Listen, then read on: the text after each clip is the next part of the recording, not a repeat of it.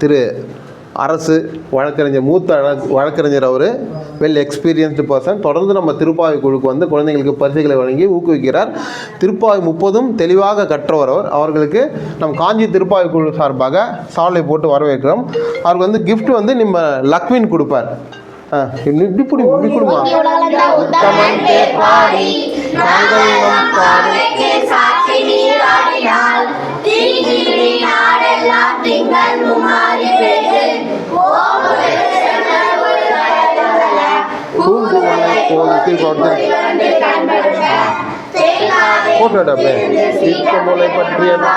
நிறுத்தியா